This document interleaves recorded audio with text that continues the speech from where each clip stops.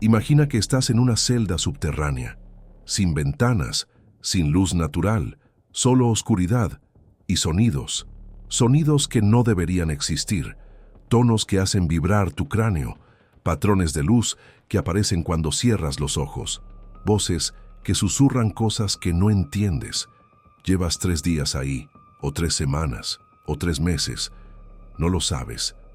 Has perdido la noción del tiempo, has perdido la noción de quién eres, y entonces te das cuenta. Ese es exactamente el objetivo. Quieren que olvides, quieren reorganizar tu mente, quieren convertirte en alguien diferente, y no puedes hacer nada para detenerlo. El 15 de agosto de 1898, en la ciudad de Valparaíso, Chile, una prisión experimental comenzó a operar en secreto.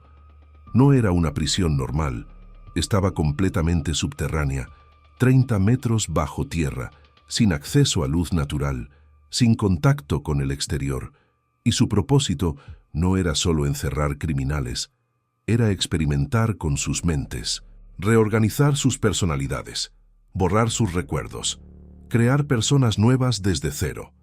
El proyecto fue llamado Protocolo Tabula Rasa, tabla rasa, mente en blanco. Durante 6 meses, 83 prisioneros fueron sometidos a técnicas de alteración mental que la ciencia de 1898 apenas comprendía. Privación sensorial extrema, exposición a frecuencias sonoras específicas, patrones visuales diseñados para inducir estados alterados de conciencia, drogas experimentales y algo más, algo que los documentos llaman reorganización forzada de la identidad. El 22 de febrero de 1899, el experimento terminó abruptamente. De los 83 prisioneros, 42 murieron. Los 41 restantes sobrevivieron, pero no eran las mismas personas. Habían olvidado sus nombres, sus vidas anteriores, sus crímenes. Algunos habían olvidado cómo hablar. Otros hablaban, pero en idiomas que nunca habían aprendido. Otros afirmaban ser personas diferentes, con memorias que no eran suyas. El gobierno chileno selló la prisión, clasificó todos los documentos y nunca admitió oficialmente que el experimento había ocurrido. Pero los efectos persistieron, porque algo quedó en esa prisión subterránea, algo que todavía está ahí, 126 años después. La prisión fue construida en secreto durante 1897, bajo las órdenes del ministro del Interior, don Ramón Barros Luco. Chile, en 1897, estaba experimentando un aumento en criminalidad, robos, asesinatos, violencia. Las prisiones tradicionales estaban sobrepobladas y no funcionaban. Los criminales salían y reincidían. Barros Luco quería una solución diferente. No solo encerrar criminales, sino rehabilitarlos. Pero no mediante educación o trabajo, mediante ciencia, mediante alteración directa de sus mentes. Barros Luco contactó a un psiquiatra alemán llamado Dr. Friedrich Steiner. Steiner había trabajado en Berlín experimentando con hipnosis y sugestión. Afirmaba haber desarrollado técnicas para reprogramar mentes criminales, para borrar tendencias violentas, para implantar nuevos valores, nuevas memorias, nuevas identidades. Barros Luco le ofreció financiamiento ilimitado, instalaciones secretas y acceso a prisioneros que nadie reclamaría. Steiner aceptó. Llegó a Chile en marzo de 1897 y comenzó a diseñar su prisión experimental. La ubicación fue elegida cuidadosamente, un área abandonada en las afueras de Valparaíso, lejos de la ciudad, lejos de testigos.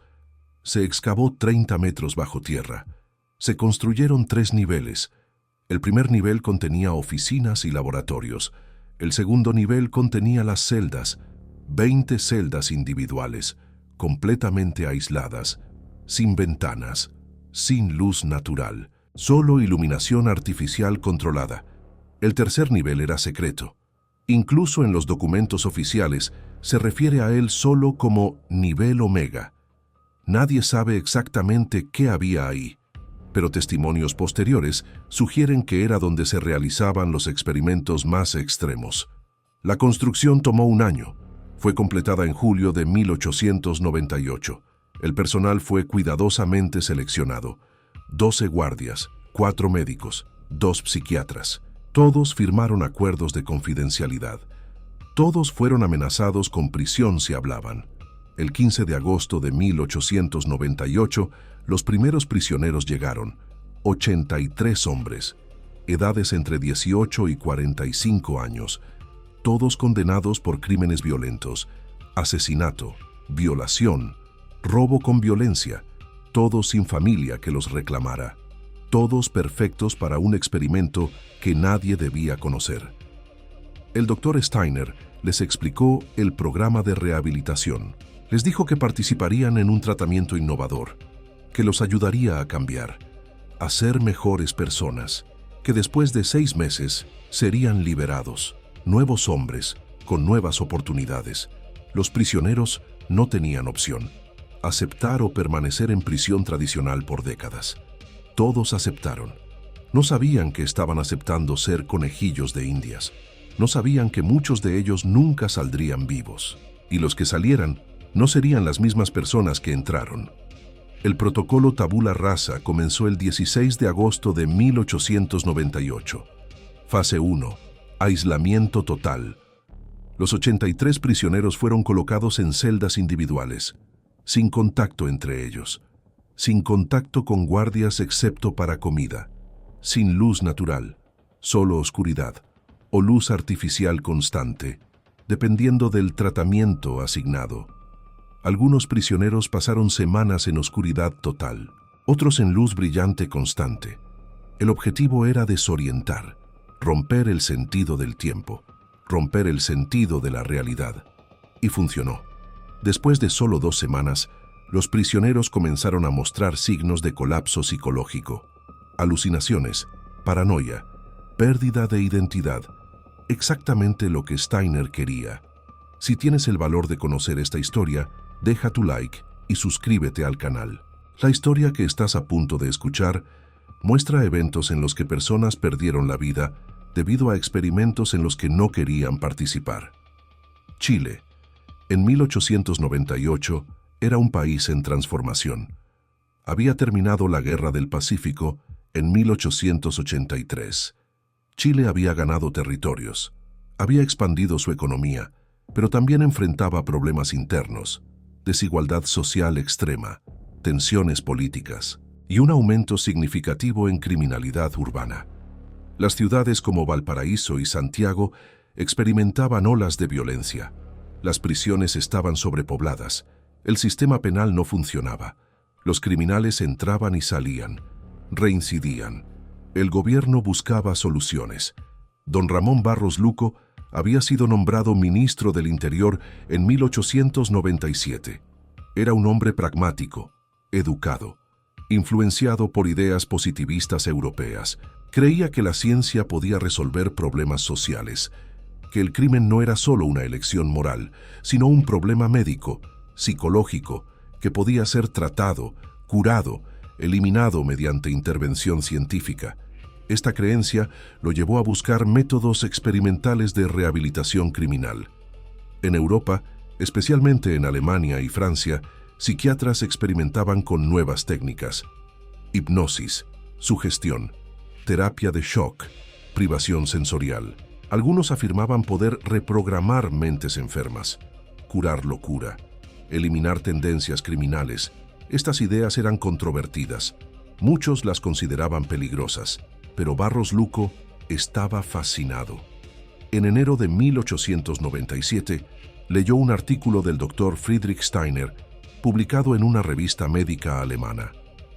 El artículo se titulaba Reorganización de la identidad criminal mediante técnicas de alteración perceptual.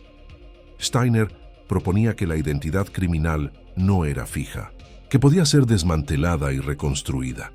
Su método combinaba privación sensorial extrema, exposición a estímulos específicos diseñados para alterar percepción y uso de sustancias que aumentaban su sugestionabilidad. Steiner afirmaba haber probado estas técnicas en pequeña escala en Alemania, con resultados prometedores. Barros Luco Quedó convencido. Contactó a Steiner. Le ofreció venir a Chile, realizar un experimento a gran escala, con financiamiento completo del gobierno. Steiner aceptó inmediatamente. El doctor Friedrich Steiner había nacido en Múnich en 1858. Estudió medicina en la Universidad de Berlín. Se especializó en psiquiatría. Durante los años 1880, trabajó en varios asilos psiquiátricos en Alemania. Experimentó con hipnosis, con drogas, con técnicas de aislamiento. Sus métodos eran considerados extremos. Varios pacientes murieron bajo su cuidado. Fue discretamente removido de su posición en 1895. No fue acusado formalmente, pero se le sugirió que dejara Alemania. Cuando Barros Luco lo contactó, Steiner vio una oportunidad, un nuevo comienzo, y libertad para experimentar sin restricciones éticas. Steiner llegó a Chile en marzo de 1897. Trajo consigo equipos, instrumentos médicos, drogas experimentales y cuadernos llenos de teorías. Barros Luco le asignó un presupuesto de 50,000 pesos chilenos, una fortuna, y le dio carta blanca. Haga lo que sea necesario, pero deme resultados. Steiner prometió resultados revolucionarios, prometió convertir criminales violentos en ciudadanos productivos. Prometió demostrar que la ciencia podía eliminar el crimen desde su raíz. En la mente. El diseño de la prisión subterránea fue obra de Steiner. Cada detalle fue calculado para maximizar control sobre los prisioneros. La profundidad de 30 metros aseguraba aislamiento acústico completo. Ningún sonido del exterior podía entrar. Ningún sonido del interior podía salir. Las celdas fueron diseñadas para ser completamente controlables. Temperatura, humedad, luz, sonido. Todo podía ser manipulado. Steiner instaló sistemas de iluminación que podían cambiar intensidad y color. Instaló bocinas ocultas en las paredes que podían emitir sonidos específicos, tonos, frecuencias, voces. Instaló sistemas de ventilación que podían introducir olores o gases, todo diseñado para alterar percepción, para desorientar, para romper la mente. El protocolo Tabula Rasa fue desarrollado durante los meses de construcción. Steiner lo dividió en 5 fases. Fase 1. Aislamiento y desorientación, romper el sentido de tiempo y espacio. Fase 2. Privación sensorial extrema, eliminar todos los estímulos externos. Fase 3.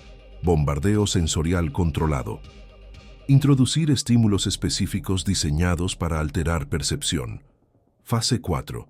Sugestión e implantación de nuevas memorias. Fase 5.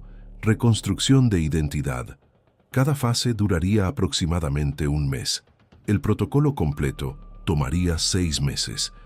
Al final, según Steiner, los prisioneros serían personas completamente diferentes, sin recuerdos de sus crímenes, sin tendencias violentas, listos para reintegrarse a la sociedad.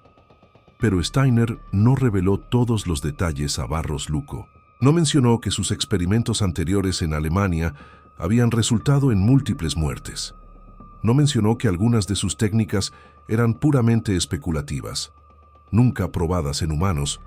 No mencionó que estaba usando a los 83 prisioneros chilenos como conejillos de indias para teorías que la comunidad científica europea había rechazado como peligrosas y antiéticas. Los 83 prisioneros fueron seleccionados cuidadosamente. Todos eran hombres, todos condenados por crímenes violentos. Pero más importante, todos eran personas que nadie reclamaría. Huérfanos, hombres sin familia, inmigrantes sin conexiones, personas que podían desaparecer sin que nadie hiciera preguntas. El gobierno chileno compiló una lista de candidatos. Steiner los evaluó personalmente. Eligió a los 83 basándose en criterios específicos: edad, salud física, nivel de educación y algo que llamó maleabilidad psicológica. ¿Qué tan susceptibles serían a sus técnicas? A los prisioneros se les dijo que participarían en un programa de rehabilitación innovador, que sería difícil, pero que al final serían liberados. Tendrían nuevas oportunidades, nueva vida, Se les hizo firmar documentos. Documentos que no entendían completamente. Documentos que básicamente cedían sus derechos, que permitían al gobierno hacer cualquier cosa con ellos, que eximían a Steiner y a Barros Luco de responsabilidad legal. Los prisioneros firmaron. No tenían opción real. Era esto o décadas en prisión tradicional. Eligieron la promesa de libertad. No sabían que estaban eligiendo convertirse en experimentos. El 15 de agosto de 1898, los 83 prisioneros fueron transportados a la prisión subterránea, en grupos pequeños, durante la noche, para evitar atención. Fueron llevados 30 metros bajo tierra, a un mundo sin luz natural, sin sonidos naturales, sin conexión con la realidad exterior. Steiner los recibió personalmente, les dio un discurso. Están aquí para cambiar, para convertirse en mejores hombres. El proceso será difícil, pero confíen en la ciencia, confíen en mí, y en 6 meses serán libres, nuevos, mejores. Los prisioneros no sabían que muchos de ellos nunca volverían a ver el sol, que muchos morirían en esas celdas, y que los que sobrevivieran desearían haber muerto. El 16 de agosto comenzó el experimento. Los 83 fueron distribuidos en las 20 celdas del segundo nivel, algunos solos, otros en grupos de 2 o 3, dependiendo del tratamiento asignado. Steiner tenía un plan detallado para cada prisionero, diferentes técnicas, diferentes estímulos, diferentes drogas. Quería ver qué funcionaba mejor, qué técnica era más efectiva para borrar identidad, para implantar nueva personalidad. Los prisioneros eran sus sujetos de prueba, y él estaba dispuesto a sacrificar cuantos fueran necesarios para obtener sus resultados. Las puertas de las celdas se cerraron.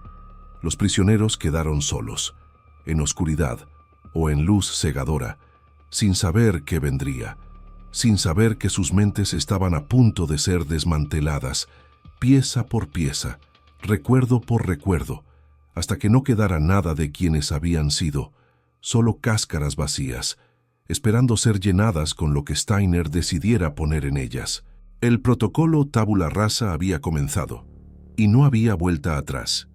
Fase 1. Aislamiento y desorientación. Semanas 1-4. Los primeros 30 días del protocolo Tabula Rasa fueron diseñados para romper el sentido de realidad de los prisioneros. El Dr. Steiner dividió a los 83 en 3 grupos experimentales. Grupo A, 28 prisioneros expuestos a oscuridad total constante. Grupo B, 27 prisioneros expuestos a luz brillante constante. Grupo C, 28 prisioneros expuestos a ciclos aleatorios de luz y oscuridad, sin patrón predecible, sin forma de medir el tiempo. En el grupo A, los prisioneros fueron sumergidos en oscuridad absoluta, sin luz, sin forma de ver sus propias manos, sin referencias visuales. La comida llegaba en intervalos irregulares, a veces cada 6 horas, a veces cada 24, sin patrón. Los prisioneros perdieron rápidamente la noción del tiempo. No sabían si era día o noche, si habían pasado horas o días. Uno de ellos, un hombre de 32 años llamado Tomás Vargas, comenzó a alucinar después de solo 5 días. Veía luces que no existían, formas moviéndose en la oscuridad. Escuchaba voces. Steiner anotó en su diario: Sujeto A7 muestra desintegración perceptual acelerada. Excelente progreso. En el grupo B, la luz era constante, brillante, cegadora, sin descanso. Los prisioneros no podían dormir. Cuando cerraban los ojos, la luz penetraba sus párpados. Roja, pulsante. Después de 3 días todos mostraban signos de privación de sueño severa, alucinaciones, paranoia, agresividad. Uno de ellos, Roberto Silva, de 25 años, comenzó a golpear las paredes, gritando que la luz estaba quemando su cerebro. Los guardias tuvieron que sujetarlo. Steiner ordenó aumentar la intensidad de la luz. Necesitamos empujar más allá del punto de quiebre. En el grupo C, los ciclos eran aleatorios. Luz durante 2 horas, oscuridad durante 30 minutos, luz durante 6 horas, oscuridad durante 10 minutos, sin patrón, sin forma de predecir. Este grupo mostró los efectos más severos. La imposibilidad de adaptarse a cualquier ritmo destruyó sus relojes biológicos. No podían dormir, no podían comer regularmente. Sus cuerpos entraron en caos. Uno de ellos, Carlos Méndez, de 28 años, desarrolló convulsiones después de 2 semanas. Su cerebro no podía procesar la falta de patrón. Steiner anotó: sujeto C12 muestra colapso neurológico. Interesante. Continuar observación. Durante estas primeras 4 semanas, los prisioneros también fueron privados de contacto humano significativo. Los guardias entregaban comida sin hablar, sin mirar a los prisioneros, sin reconocer su humanidad. La comida era siempre la misma: pan, agua, sopa sin sabor, sin variación, sin estímulo. El objetivo era crear un vacío sensorial, eliminar todos los puntos de referencia, todas las anclas a la realidad. Y funcionó. Después de 4 semanas, los 83 prisioneros mostraban signos severos de deterioro psicológico. Pero para Steiner, esto era solo el comienzo. Fase 2.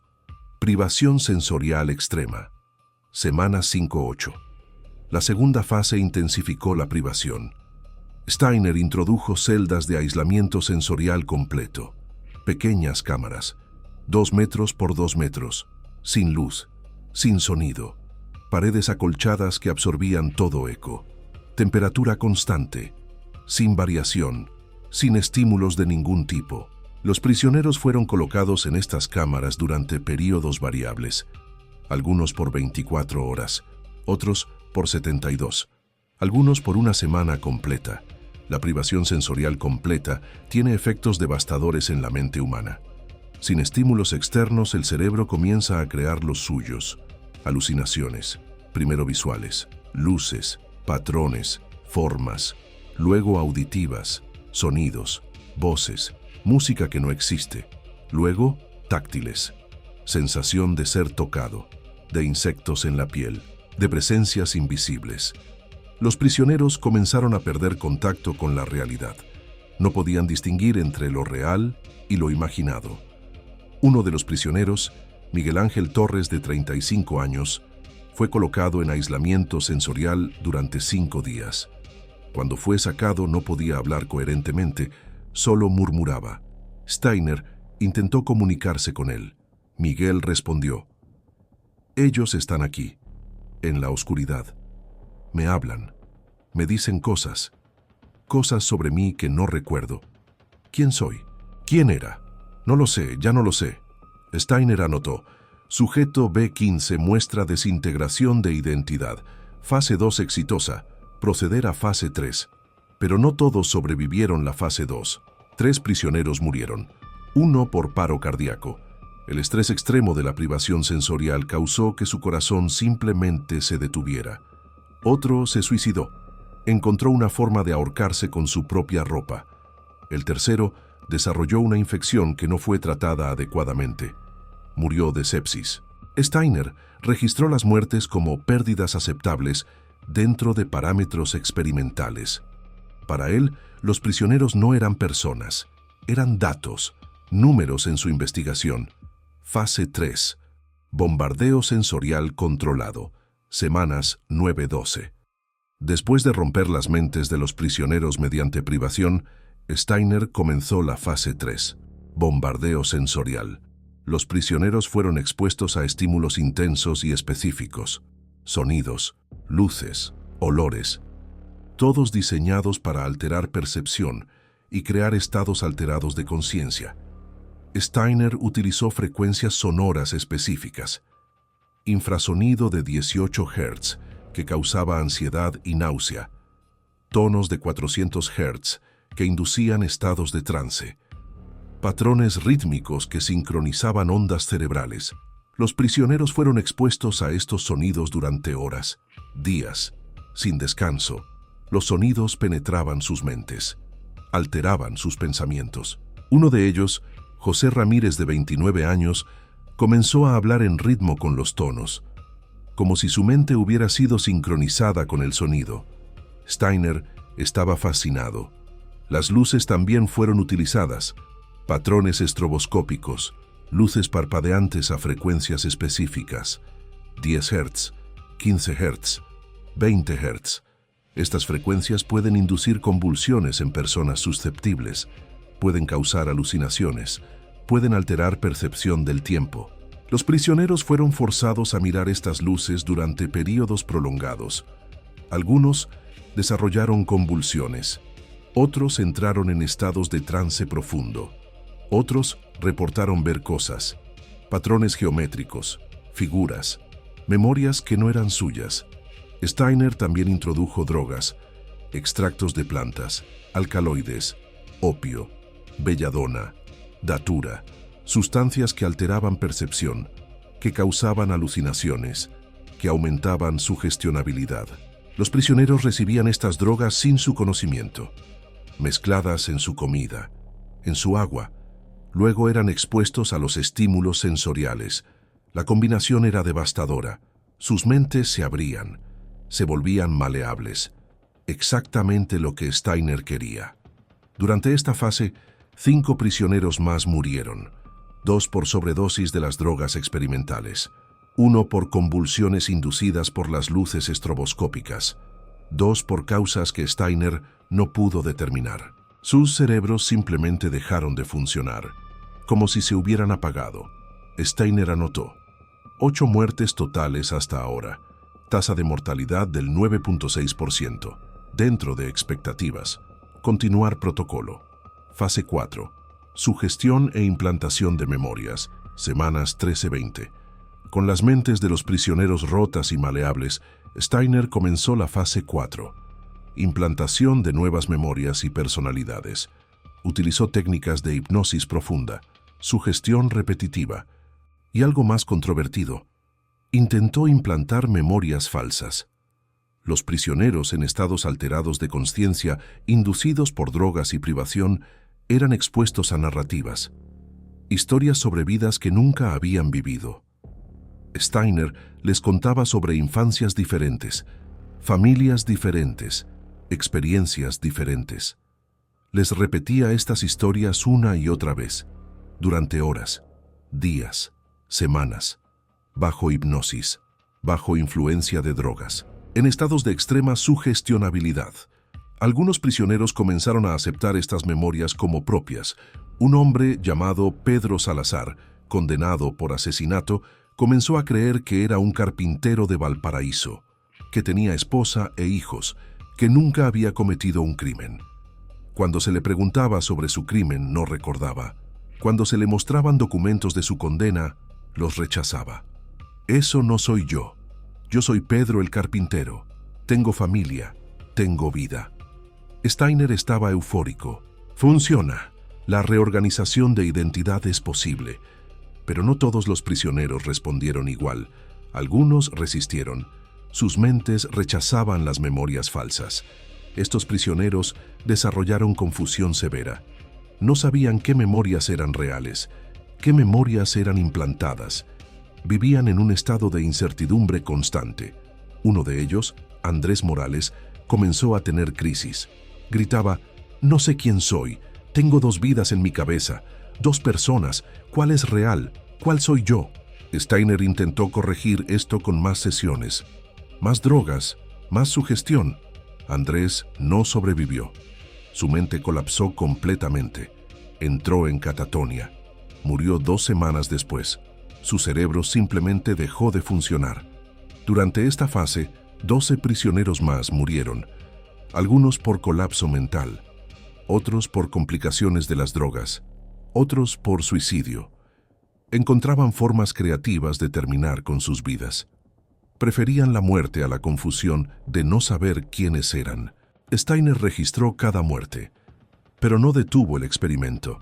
Estaba convencido de que estaba al borde de un descubrimiento revolucionario. Fase 5. Reconstrucción de identidad, semanas 21-26. La fase final del protocolo era la reconstrucción. Steiner intentó crear identidades completamente nuevas para los prisioneros, no solo borrar las antiguas, sino construir nuevas desde cero, nombres nuevos, historias nuevas. personalidades nuevas, como si fueran personas diferentes. Pero esta fase fue donde el experimento colapsó completamente. Las mentes humanas no son pizarras en blanco. No pueden ser borradas y reescritas como Steiner creía. Los prisioneros que habían sobrevivido hasta este punto estaban profundamente dañados. Algunos habían perdido la capacidad de hablar. Otros hablaban, pero sin coherencia, mezclando memorias reales con memorias implantadas, mezclando identidades. Algunos creían ser múltiples personas simultáneamente. Uno de los casos más perturbadores fue el de un prisionero llamado Felipe Arias. Había entrado como un hombre de 26 años condenado por robo violento. Después de 6 meses del protocolo, Felipe creía ser 3 personas diferentes. Hablaba en 3 voces distintas, con 3 personalidades distintas, cada una con memorias diferentes, cada una reclamando ser la real. Steiner intentó unificar las personalidades, pero solo empeoró la situación. Felipe se volvió violento, atacó a un guardia, tuvo que ser sedado permanentemente, murió en coma 2 semanas después. Para febrero de 1899, el experimento estaba fuera de control. De los 83 prisioneros originales, 42 habían muerto. Los 41 restantes estaban en diversos estados de colapso mental. Ninguno era la persona que había sido, pero tampoco eran las nuevas personas que Steiner había intentado crear. Eran algo intermedio, fragmentado, roto, perdido. El 22 de febrero de 1899, Ramón Barros Luco visitó la prisión. Quería ver los resultados. Steiner le mostró a los sobrevivientes. Barros Luco quedó horrorizado. ¿Qué les hizo? Estos hombres están destruidos. Steiner intentó defender su trabajo. Es un proceso. Necesitan más tiempo, más ajustes. Pero Barros Luco había visto suficiente. Esto termina ahora. Cele la prisión. Termine el experimento y nunca hable de esto. Steiner protestó, pero no tenía opción. El experimento fue terminado abruptamente. Los 41 sobrevivientes fueron sacados de la prisión. La prisión fue sellada y la verdad fue enterrada por 126 años. El cierre abrupto del experimento el 22 de febrero de 1899, Ramón Barros Luco ordenó el cierre inmediato de la prisión subterránea. Pero el cierre no fue simple. Había 41 sobrevivientes en estados mentales catastróficos. Había 42 cuerpos que necesitaban ser dispuestos. Había evidencia que necesitaba ser destruida. Y había un científico alemán que sabía demasiado. Barros Luco tomó decisiones rápidas y brutales. Los 42 cuerpos fueron incinerados esa misma noche, en hornos industriales traídos específicamente para ese propósito, sin ceremonias, sin registros, sin notificación a familias. Oficialmente, esos 42 hombres nunca habían estado en la prisión subterránea. Seguían siendo prisioneros en el sistema penitenciario regular, muertos por causas naturales o muertos intentando escapar. Las familias que preguntaron recibieron certificados de defunción falsos y compensaciones mínimas, 200 pesos por vida, y la advertencia de no hacer más preguntas. Los 41 sobrevivientes presentaban un problema más complejo. No podían ser liberados. Su estado mental era demasiado evidente. Cualquiera que los viera sabría que algo terrible les había pasado, pero tampoco podían ser devueltos al sistema penitenciario regular. Harían preguntas, contarían historias. Barros Luco decidió una solución intermedia. Los 41 fueron transferidos a un asilo psiquiátrico en las afueras de Santiago, el Asilo San José, un lugar para enfermos mentales incurables. Un lugar donde nadie hacía preguntas. Los 41 llegaron al asilo el 25 de febrero. El director del asilo, Dr. Julio Martínez, recibió instrucciones específicas. Estos pacientes eran casos especiales. No debían tener contacto con otros pacientes. No debían recibir visitas. No debían ser mencionados en registros públicos. Y si alguien preguntaba, la respuesta oficial era que habían sido transferidos de otras instituciones por razones médicas. El doctor Martínez aceptó. Recibió un pago generoso por su silencio. Y los 41 desaparecieron en el asilo, olvidados, abandonados. El destino del doctor Steiner, el doctor Friedrich Steiner, fue el problema más delicado. Era extranjero. Tenía conexiones en Europa. No podía simplemente desaparecer, pero tampoco podía ser permitido hablar libremente sobre el experimento. Barros Luco le ofreció un trato.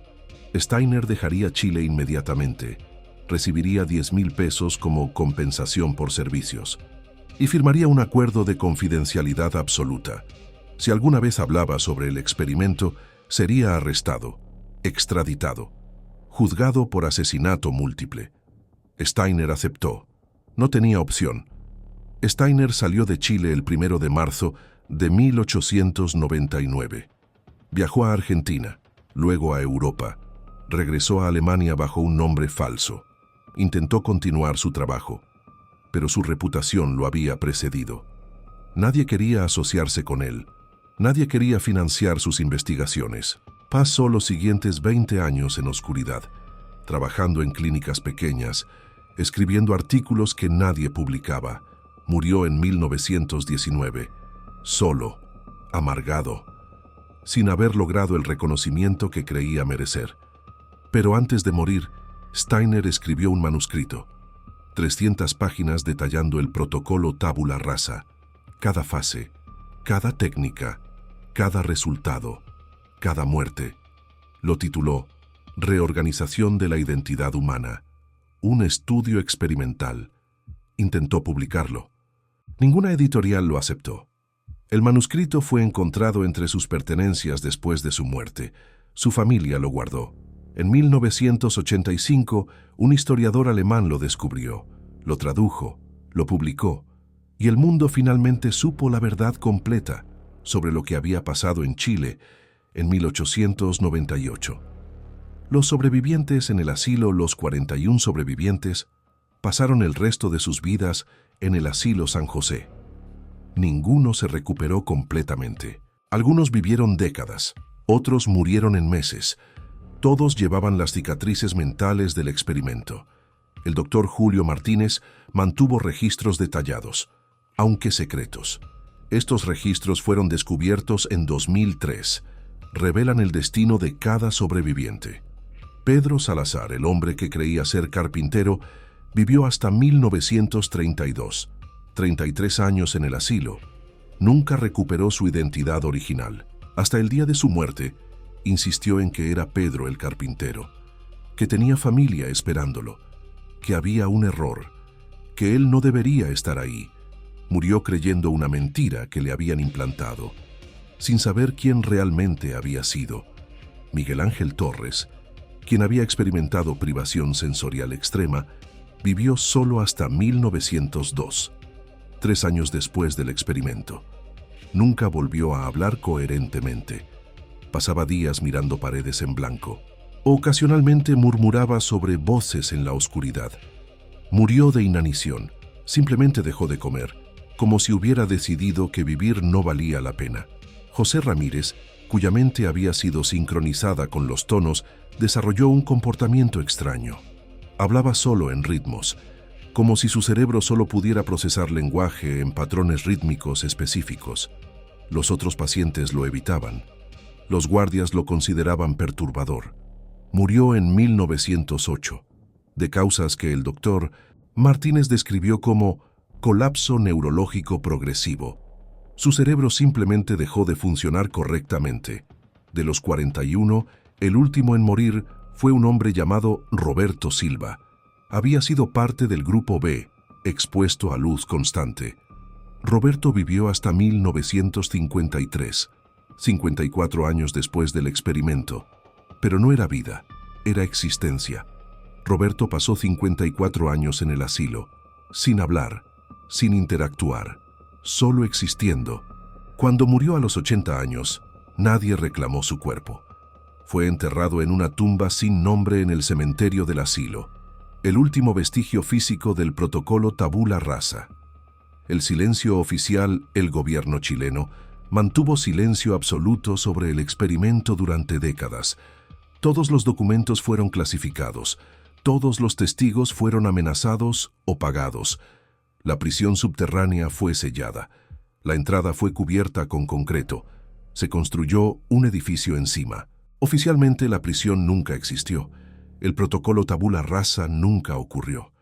Los 83 prisioneros nunca estuvieron ahí. Pero los rumores persistieron.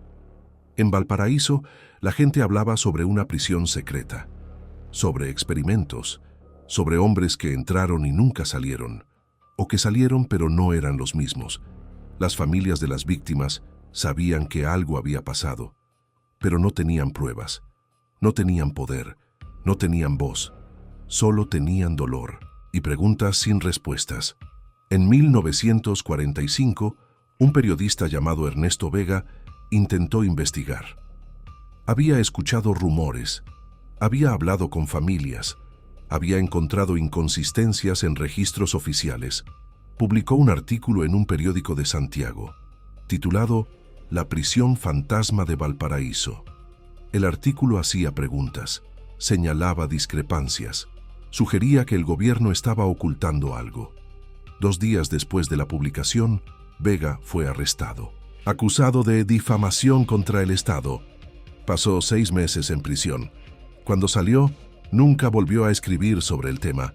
Había aprendido la lección. Algunas verdades eran demasiado peligrosas. Primeros fenómenos reportados en 1910, 11 años después del cierre. El edificio construido sobre la prisión subterránea comenzó a experimentar problemas. Los trabajadores reportaban sonidos extraños, tonos bajos, vibraciones. Algunos reportaban sentir náusea cuando trabajaban en ciertas áreas. Algunos reportaban ver sombras, figuras que se movían en la periferia de su visión. Los dueños del edificio contrataron ingenieros, buscaron problemas estructurales, no encontraron nada. Pero los fenómenos continuaron. En 1920, el edificio fue abandonado. Los inquilinos se negaban a quedarse, reportaban pesadillas, sensación de ser observados, voces que susurraban en idiomas que no entendían. Uno de los últimos inquilinos, un hombre llamado Carlos Ruiz, reportó algo específico. Dijo que en las noches escuchaba tonos, frecuencias específicas, que hacían vibrar su cráneo, que causaban dolor de cabeza, que lo hacían sentir como si su mente estuviera siendo reorganizada. Carlos se mudó después de 2 semanas. Nunca regresó. En 1935, un grupo de trabajadores fue contratado para demoler el edificio. Durante la demolición, descubrieron la entrada sellada a la prisión subterránea. Reportaron el hallazgo a las autoridades. Las autoridades ordenaron detener la demolición inmediatamente. Sellaron nuevamente la entrada, con más concreto, más acero, y advirtieron a los trabajadores que nunca hablaran de lo que habían encontrado. Uno de los trabajadores, llamado Manuel Torres, ignoró la advertencia. Habló con un periodista. Describió lo que había visto. Una escalera descendiendo 30 metros, puertas de metal. Y un olor que no podía describir, como químicos, como muerte, como algo que no debería existir. El artículo nunca fue publicado. El periodista fue persuadido de olvidar la historia y Manuel Torres desapareció. Oficialmente, se mudó a Argentina, pero nadie volvió a verlo. La maldición del lugar para mediados del siglo XX, el área donde había estado la prisión subterránea, era conocida localmente como el lugar maldito. Nadie quería construir ahí. Nadie quería vivir ahí. Nadie quería ni siquiera pasar cerca. Los lugareños desarrollaron supersticiones. Decían que las almas de los 83 prisioneros todavía estaban atrapadas ahí, 30 metros bajo tierra, en celdas selladas, reviviendo eternamente los experimentos. Decían que si pasabas cerca de noche, podías escuchar gritos, no gritos audibles, sino gritos que sentías en tu mente, como si alguien estuviera gritando directamente en tu cerebro. El gobierno intentó desarrollar el área varias veces, en 1960, en 1980, en 2000. Cada vez los proyectos fueron abandonados. Los trabajadores se negaban a continuar. Reportaban los mismos fenómenos: sonidos, vibraciones, náusea, sensación de presencia.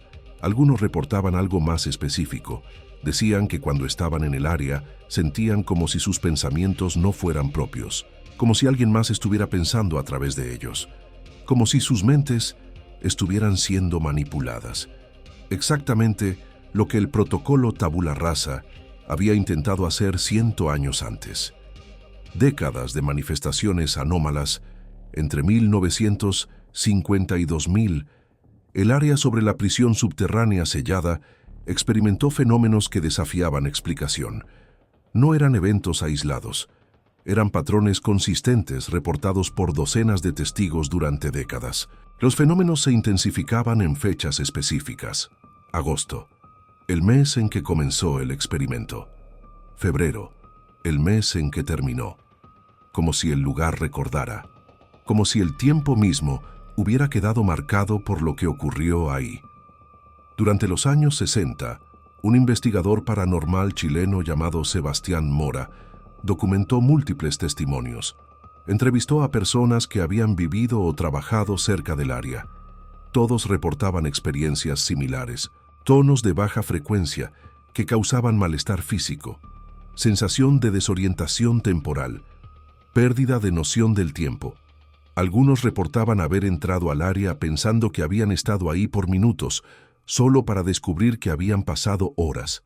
Otros reportaban lo contrario: sentir que habían pasado horas, pero solo habían sido minutos, como si el tiempo fluyera diferente en ese lugar. Mora también documentó casos de personas que experimentaron alteraciones de percepción. Un hombre llamado Diego Fuentes reportó haber caminado cerca del área en 1963. Dijo que de repente todo se volvió diferente. Los colores eran más intensos, los sonidos eran más claros, pero también distorsionados, como si estuviera experimentando la realidad a través de un filtro. Diego sintió náusea, desorientación y algo más. Dijo que por un momento no sabía quién era. Había olvidado su nombre, su vida, todo, solo por unos segundos. Pero fue aterrador. Fue como si alguien hubiera presionado un botón de borrar en mi cerebro. Y luego lo soltó. Y todo regresó. Pero por esos segundos yo no existía. Testimonios detallados de visitantes modernos. Testimonio 1. Año 1998. El equipo de investigación universitaria, en octubre de 1998, exactamente 100 años después del experimento, un equipo de estudiantes de psicología de la Universidad de Chile decidió investigar el área. Habían leído sobre los rumores, sobre la prisión subterránea, sobre los experimentos. Querían documentar si había alguna base real. El equipo consistía en 5 estudiantes: Laura Méndez, Andrés Castro, Camila Reyes, David Ortiz y Patricia Silva. Llegaron al área el 15 de octubre a las 6 de la tarde. Durante la primera hora exploraron el perímetro, tomaron fotografías, grabaron audio ambiental. Todo parecía normal, pero a las 7 de la tarde, cuando el sol comenzó a ponerse, comenzaron a notar algo. David, quien estaba monitoreando el equipo de grabación, dijo: «Hay algo raro con el audio.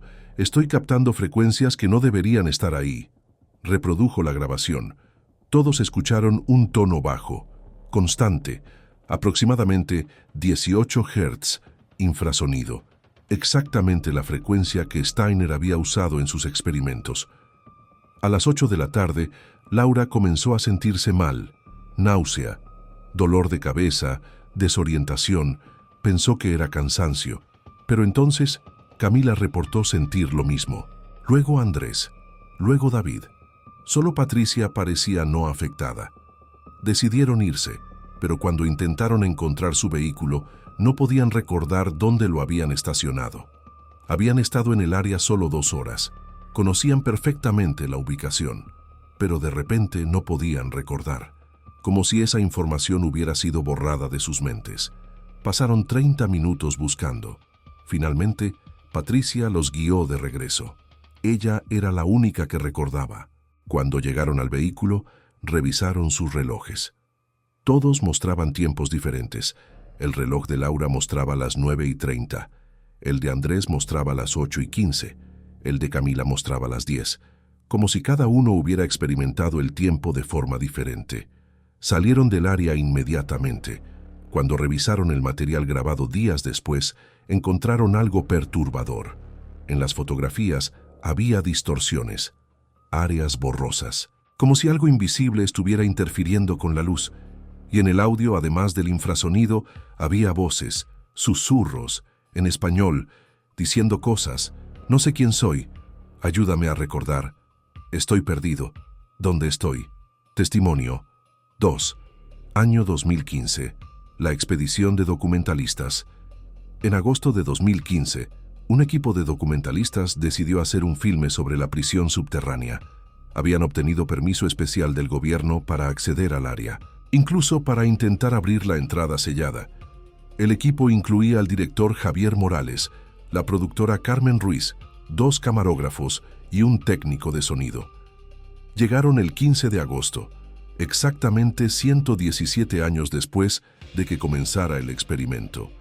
Trajeron equipo especializado, cámaras térmicas, detectores de campo electromagnético, medidores de frecuencia acústica y equipo de excavación. Planeaban abrir la entrada sellada, descender a la prisión, documentar lo que quedaba. El gobierno había dado permiso con una condición. Cualquier hallazgo debía ser reportado inmediatamente, y el equipo debía salir antes del anochecer. No se permitía permanecer en el área durante la noche. Comenzaron la excavación a las 9 de la mañana. A las 2 de la tarde habían removido suficiente concreto para exponer la entrada original, una puerta de acero, oxidada, pero intacta. Cuando intentaron abrirla, encontraron que estaba cerrada desde adentro, como si alguien hubiera cerrado con llave desde el interior. Tuvieron que usar equipo de corte. A las 4 de la tarde, finalmente abrieron la puerta. Lo que encontraron los paralizó. Una escalera descendiendo en oscuridad. El aire que salió era frío, húmedo, y olía a químicos, a metal, a algo orgánico descompuesto. Javier decidió descender con uno de los camarógrafos. Carmen y el resto del equipo permanecieron arriba, monitoreando desde la superficie. Javier y el camarógrafo descendieron lentamente, 30 metros. Cuando llegaron al fondo, encontraron un pasillo. Puertas de metal a ambos lados. Las celdas. Javier intentó abrir una. Estaba cerrada. Intentó otra, también cerrada. Pero en la tercera, la puerta estaba entreabierta. Javier empujó la puerta. La celda era pequeña, 2 metros por 2 metros. Paredes acolchadas, manchadas. En el suelo había algo. Marcas, arañazos. Como si alguien hubiera intentado cavar a través del concreto con las uñas. Y en la pared, escrito con algo oscuro, posiblemente sangre, había palabras. No soy yo. ¿Quién soy? Ayuda. Olvido. Recuerdo. No recuerdo. Soy nadie. Las palabras estaban superpuestas, escritas una sobre otra, como si múltiples personas hubieran escrito, o como si una persona hubiera escrito múltiples veces, perdiendo y recuperando coherencia. Entonces Javier escuchó algo, un tono, bajo, constante.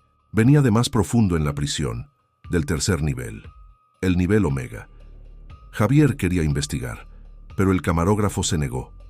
Necesitamos salir, ahora. Javier sintió algo también, náusea, desorientación y algo más. Sentía como si sus pensamientos se estuvieran desorganizando, como si estuviera olvidando cosas importantes, pero no podía recordar qué. Decidieron salir. Subieron rápidamente. Cuando llegaron a la superficie, eran las 6 de la tarde, pero según Carmen, habían estado abajo solo 20 minutos. Javier y el camarógrafo insistían que habían estado al menos 2 horas. Sus relojes confirmaban 2 horas, pero los relojes del equipo en la superficie mostraban solo 20 minutos. El equipo selló la entrada nuevamente. Esa misma noche, no descendieron al tercer nivel, no investigaron más.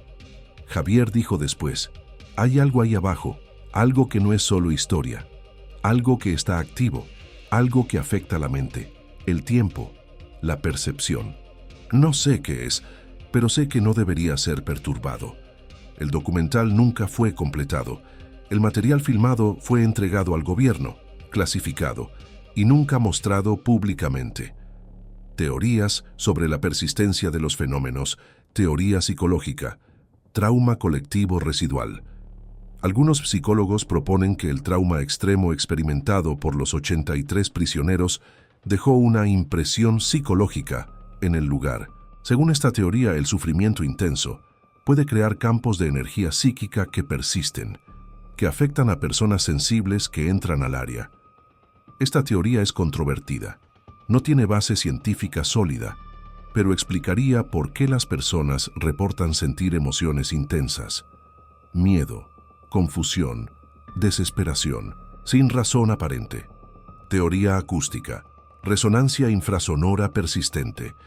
Físicos acústicos proponen que los experimentos de Steiner, con frecuencias específicas, crearon resonancias en la estructura de la prisión, que estas resonancias se mantienen, generando infrasonido constante.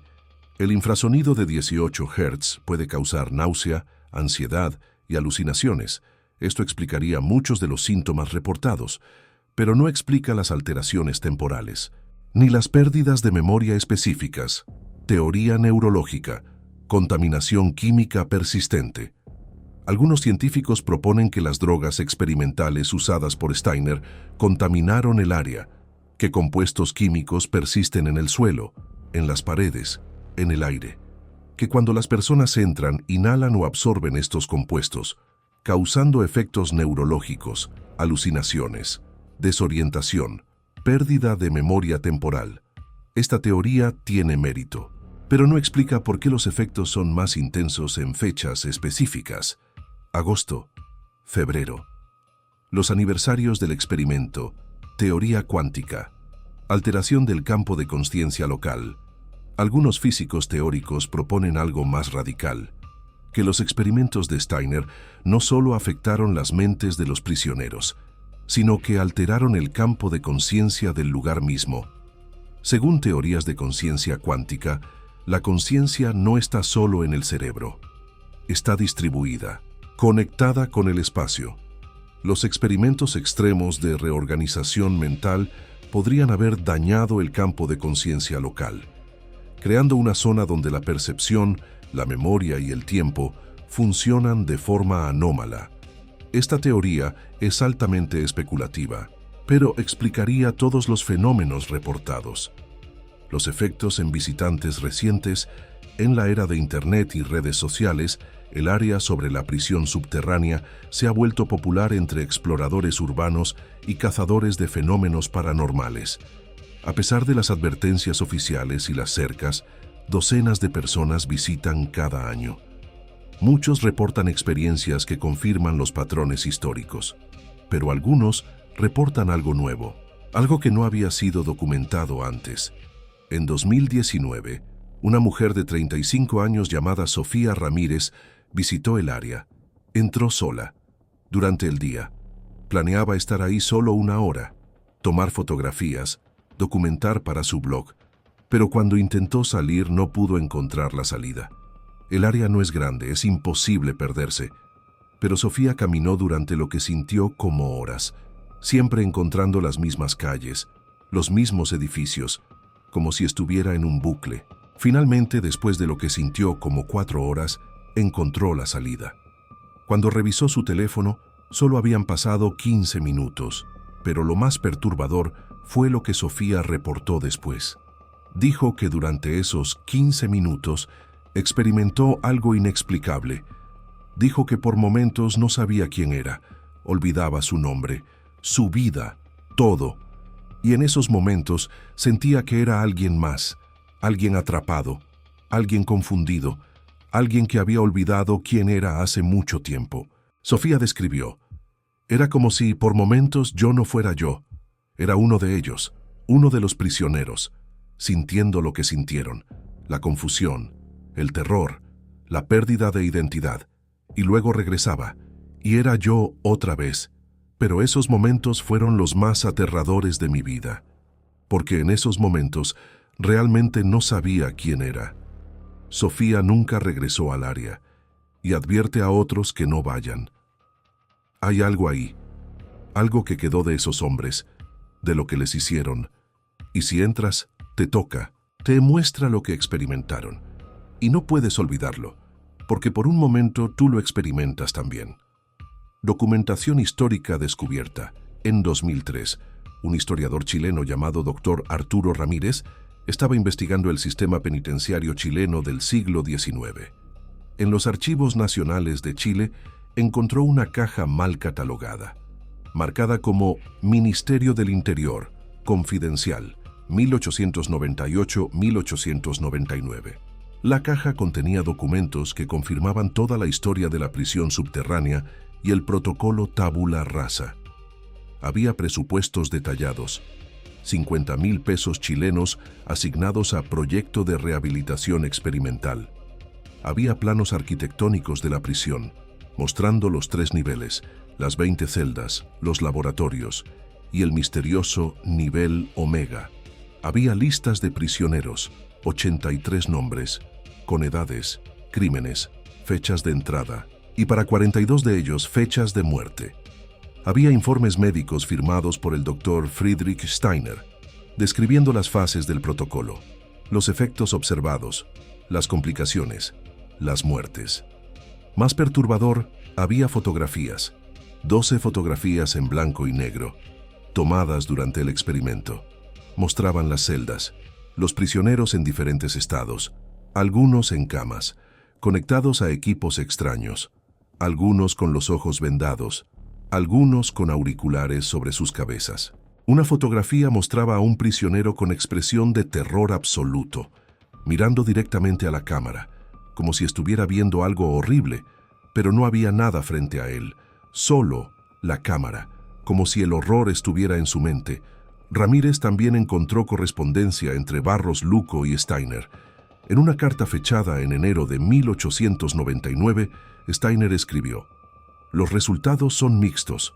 La reorganización de identidad es posible, pero el proceso es más destructivo de lo anticipado.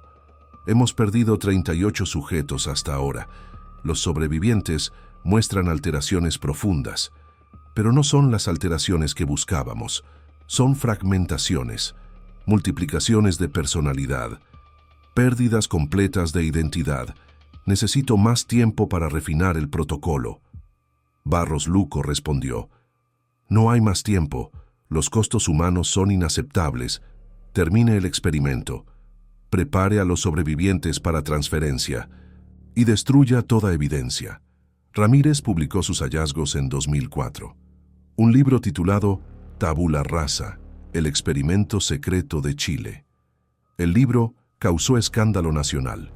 El gobierno chileno fue forzado a admitir que el experimento había ocurrido, que 83 hombres habían sido usados como sujetos experimentales, que 42 habían muerto, que 41 habían sido institucionalizados y que todo había sido ocultado durante más de 100 años. El gobierno emitió una disculpa oficial, pero muchos consideraron que era insuficiente.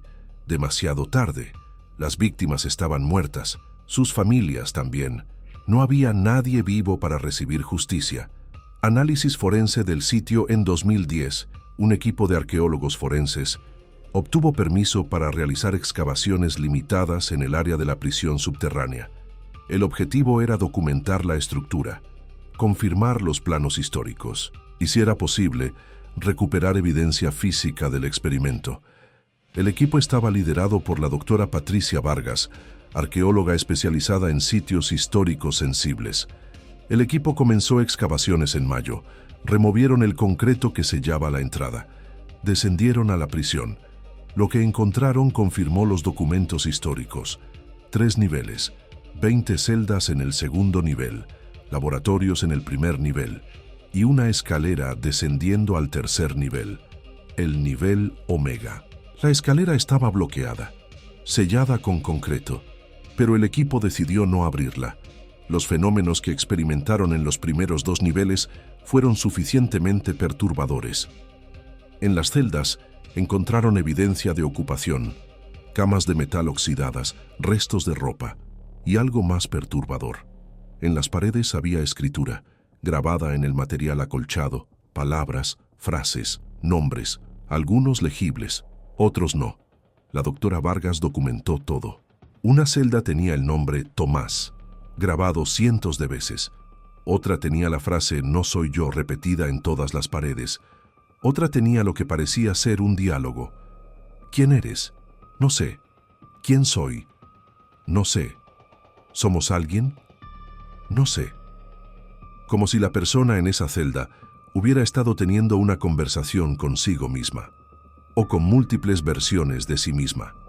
En los laboratorios del primer nivel encontraron equipo médico, jeringas, frascos de vidrio. Algunos todavía contenían residuos. El equipo tomó muestras. Análisis químico reveló compuestos consistentes con opio, belladona y otras sustancias psicoactivas. También encontraron algo inesperado. Compuestos que no pudieron identificar completamente. Alcaloides complejos que no correspondían a ninguna planta conocida. Posiblemente síntesis experimentales de Steiner, compuestos que nunca fueron documentados, que nunca fueron probados, excepto en los 83 prisioneros. Pero lo más perturbador fue lo que el equipo experimentó durante las excavaciones. Todos los miembros reportaron síntomas: náusea, desorientación, dolor de cabeza. Algunos reportaron alucinaciones auditivas, escuchar voces, susurros, tonos. Uno de los técnicos, llamado Miguel Ángel Torres, tuvo que ser evacuado después de 3 días. Reportó haber experimentado una pérdida de identidad temporal. Dijo que por varios minutos no sabía quién era. Olvidó su nombre, su vida, todo. Solo sentía confusión, terror y la sensación de estar atrapado. Miguel se recuperó, pero se negó a regresar a la prisión. La doctora Vargas terminó las excavaciones después de 2 semanas. En su informe final, escribió: "La prisión subterránea es un sitio de trauma histórico extremo. La evidencia física confirma los documentos, pero hay algo más, algo que no puedo explicar científicamente. El lugar afecta a las personas, causa síntomas neurológicos, alteraciones de percepción, pérdidas temporales de memoria y identidad. No sé si es contaminación química, infrasonido residual o algo más, pero recomiendo que el sitio sea sellado permanentemente y que nadie sea permitido entrar sin protección extrema y supervisión médica". Testimonios de descendientes. En 2012, una organización llamada Memoria y Justicia para las Víctimas de Tabula Rasa fue fundada por descendientes de los prisioneros. La organización recopiló testimonios de nietos y bisnietos, historias que habían sido transmitidas en familias durante generaciones, historias de hombres que entraron a una prisión y nunca regresaron, o que regresaron pero no eran los mismos. Rosa Hernández, bisnieta de uno de los prisioneros, compartió: "Mi bisabuelo se llamaba Tomás Vargas. Fue condenado por robo en 1897. Le dijeron que participaría en un programa de rehabilitación, que en 6 meses sería libre. Mi bisabuela esperó. 6 meses, 1 año, 2 años. Nunca regresó. Le dijeron que había muerto, de enfermedad. Le dieron 200 pesos y le dijeron que no hiciera preguntas. Mi bisabuela vivió el resto de su vida sin saber qué le pasó realmente, sin poder llorar apropiadamente, sin tumba que visitar. Ahora sabemos la verdad. Fue asesinado por la ciencia, por la arrogancia, por un gobierno que valoraba experimentos más que vidas humanas". Carlos Méndez, nieto de otro prisionero, dijo: "Mi abuelo sobrevivió. Fue uno de los 41 transferidos al asilo. Vivió hasta 1935. Mi padre lo visitó cuando era niño. Dijo que mi abuelo no lo reconoció. No reconocía a nadie. No sabía quién era él mismo. Solo se sentaba, mirando paredes, ocasionalmente murmurando. Mi padre preguntó qué le había pasado. Le dijeron que estaba loco, que siempre había estado loco. Pero mi padre sabía que era mentira. Tenía fotografías de mi abuelo antes. Era un hombre normal, inteligente, vivo. Lo que vio en el asilo no era su abuelo, era un cascarón, algo vacío, algo que habían vaciado y nunca llenaron correctamente. La organización presentó una demanda formal en 2013, exigiendo reconocimiento oficial completo, compensación para familias y un memorial. El gobierno chileno resistió inicialmente, pero la presión pública fue intensa. En 2015, el presidente emitió una disculpa oficial, reconociendo que el protocolo Tabula Rasa fue un crimen contra la humanidad cometido por el Estado chileno, prometiendo compensación y un memorial. El memorial fue inaugurado en 2017, en Valparaíso, no sobre la prisión, demasiado peligroso, pero cerca. El memorial consiste en 83 placas de piedra, cada una con el nombre de una víctima, y una placa central que dice: en memoria de las 83 víctimas del protocolo Tabula Rasa, 1898-1899, fueron usados como experimentos sin su consentimiento, fueron destruidos por la arrogancia científica, fueron olvidados por la cobardía política, pero no serán olvidados nunca más. Lo que la ciencia no puede explicar, a pesar de décadas de investigación, hay aspectos del fenómeno de la prisión subterránea que desafían explicación científica convencional. Primero, la persistencia de efectos neurológicos más de 100 años después. Ninguna contaminación química conocida podría mantener potencia durante tanto tiempo. Segundo, las alteraciones temporales reportadas. Personas experimentando tiempo de forma diferente. Relojes mostrando tiempos diferentes. No hay mecanismo físico conocido que explique esto. Tercero, las experiencias de pérdida de identidad temporal.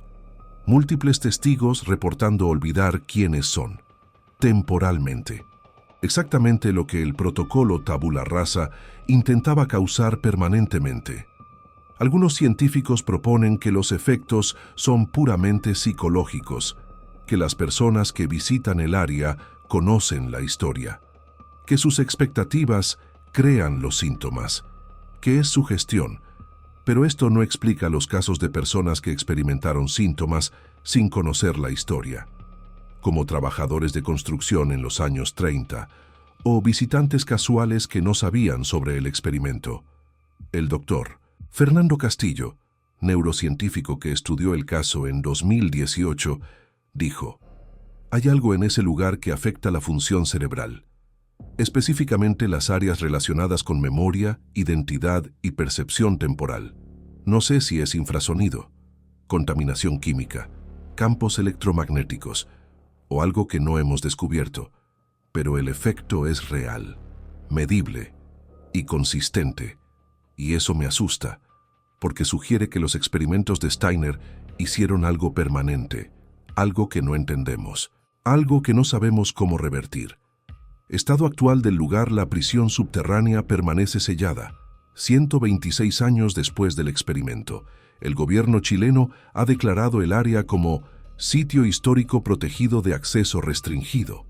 Hay cercas, carteles de advertencia, vigilancia ocasional, pero no hay guardias permanentes. Solo el lugar, 30 metros bajo tierra, con sus 3 niveles, sus 20 celdas, sus laboratorios y el nivel Omega, que nunca ha sido completamente explorado, que permanece sellado, con sus secretos intactos. El gobierno ha considerado múltiples opciones: convertir el sitio en museo, pero los fenómenos lo hacen peligroso, demoler completamente la estructura, pero expertos advierten que la demolición podría liberar contaminantes o empeorar los efectos, sellar permanentemente con concreto. Pero eso solo ocultaría el problema, no lo resolvería. Así que la decisión ha sido mantener el status quo, sellado, vigilado, olvidado, excepto por aquellos que conocen la historia y aquellos que se atreven a acercarse. El caso más reciente, en agosto de 2023, 125 años después del inicio del experimento, 3 jóvenes de 22, 24 y 26 años decidieron explorar la prisión subterránea. Habían visto videos en YouTube, habían leído artículos, Querían documentar para sus canales de redes sociales. Se llamaban Daniel Ortiz, Andrea Ruiz y Miguel Santos. Entraron al área el 15 de agosto a las 7 de la noche. Encontraron una forma de acceder a la entrada sellada. Habían traído equipo, herramientas, linternas, cámaras. A las 9 de la noche habían removido suficiente material para crear una abertura. Descendieron. Daniel transmitió en vivo los primeros minutos. 4,000 personas vieron la transmisión inicial. Daniel narraba: "Estamos entrando a la prisión donde hicieron experimentos mentales hace más de 100 años. Vamos a ver qué hay ahí abajo". Descendieron los 30 metros. Llegaron al primer nivel. Exploraron los laboratorios. Encontraron equipo oxidado, frascos rotos. Andrea comentó: "Esto es espeluznante, pero es solo un lugar viejo". Continuaron al segundo nivel. Las celdas. Daniel abrió una. Vio las paredes con escritura. "Miren esto. Hay palabras grabadas en todas partes". Comenzó a leer en voz alta. "No soy yo. ¿Quién soy? No recuerdo. Ayuda.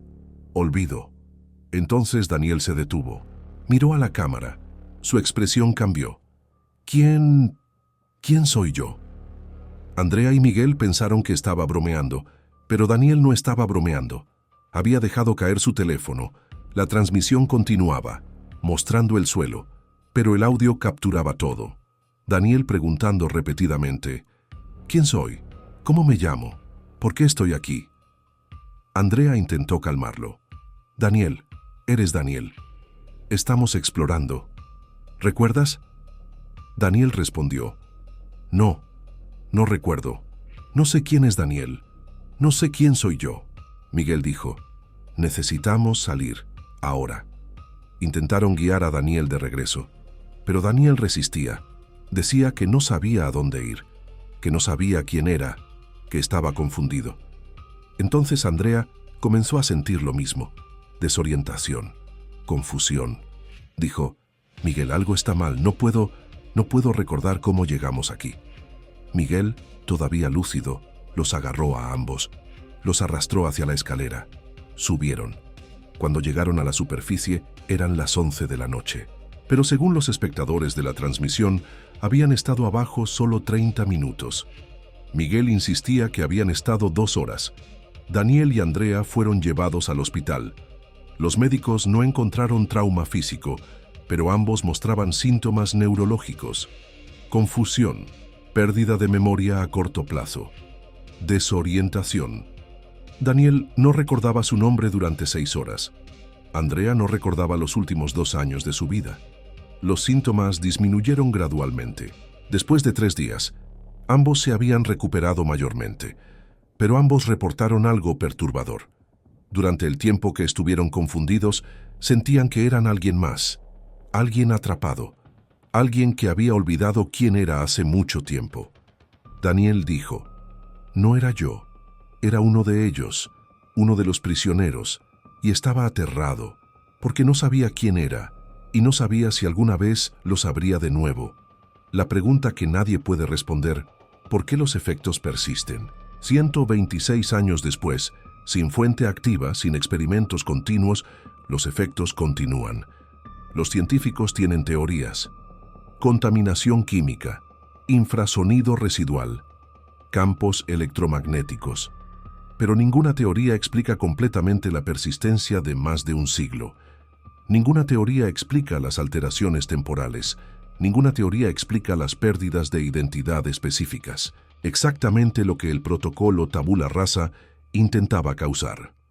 Algunos proponen que Steiner descubrió algo sobre la naturaleza de la identidad, sobre cómo la mente se organiza, y que cuando intentó desorganizarla en 83 personas simultáneamente en el mismo lugar, creó algo permanente, una cicatriz en la realidad, un lugar donde la identidad es frágil, donde la memoria es maleable, donde el tiempo fluye diferente, no por física, sino por algo más profundo, algo que la ciencia no puede medir todavía. ¿Cuántos experimentos como este existen en el mundo? ¿Cuántas prisiones secretas? ¿Cuántos laboratorios ocultos donde científicos cruzaron líneas? ¿Cuántos lugares donde personas fueron usadas como experimentos? ¿Cuántos lugares donde las víctimas nunca recibieron justicia? ¿Cuántos lugares donde algo quedó? Algo que no debería existir, algo que persiste, esperando. Y la pregunta más perturbadora, ¿qué está en el nivel Omega? El tercer nivel de la prisión nunca ha sido completamente explorado. Permanece sellado. Los documentos de Steiner lo mencionan solo brevemente. Nivel Omega. Experimentos de reorganización profunda. ¿Qué significa eso? ¿Qué hizo ahí que era demasiado extremo incluso para los niveles superiores? ¿Y qué quedó ahí? Sellado. Esperando. Por 126 años. Advertencia final. La prisión subterránea está en Valparaíso, una ciudad de casi 300.000 habitantes. Y según reportes recientes, el área afectada está creciendo. Lentamente, pero consistentemente. En 1899, los efectos estaban contenidos en la prisión. En 1950, alcanzaban 100 metros. En 2000, 500 metros. En 2024, 1 kilómetro. Si esta expansión continúa, eventualmente alcanzará áreas pobladas. Si vives en Valparaíso, si alguna vez visitas la ciudad, si alguna vez escuchas sobre la prisión subterránea, recuerda esto. No vayas. No importa cuánta curiosidad tengas. No importa cuánto quieras ver el lugar histórico. No importa cuánto quieras el contenido para redes sociales. No vayas, porque lo que está ahí no es solo historia, es algo activo, algo que afecta la mente, la memoria, la identidad, el tiempo. Y si entras, podrías experimentar lo que 83 hombres experimentaron en 1898. Podrías olvidar quién eres y podrías no recordar nunca. El protocolo tabula rasa intentaba borrar identidades y crear nuevas. Falló, pero dejó algo peor. Un lugar donde la identidad es frágil, donde puedes olvidar quién eres, donde puedes convertirte en nadie, o en alguien más, o en múltiples personas, o en nada. Y ese lugar sigue ahí, 30 metros bajo tierra, esperando, afectando, persistiendo. Frase final devastadora en el manuscrito del Dr. Friedrich Steiner, encontrado después de su muerte en 1919, había una entrada final, fechada en diciembre de 1918, un mes antes de su muerte. Steiner tenía 60 años. Sabía que moriría pronto. Escribió: «He pasado 20 años intentando entender qué salió mal en Chile. He revisado mis cálculos 1000 veces. He repasado cada fase del protocolo y finalmente entiendo. No salió mal. Funcionó exactamente como estaba diseñado.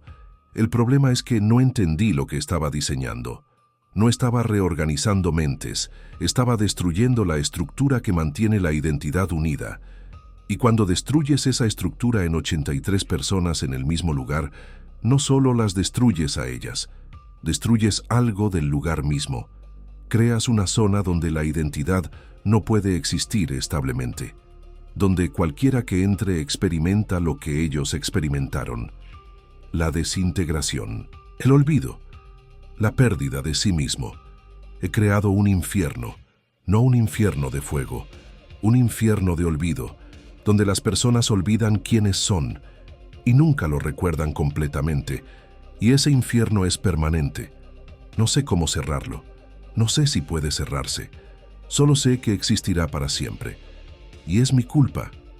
126 años después, esas palabras siguen siendo verdad.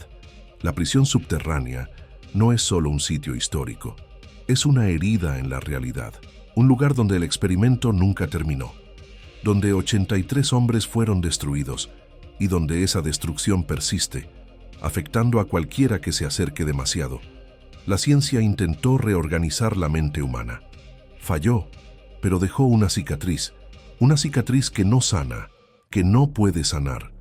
Porque algunas cosas, una vez rotas, no pueden ser reparadas, solo pueden persistir, eternamente, esperando la próxima víctima que ignore las advertencias, que entre y que olvide quién es.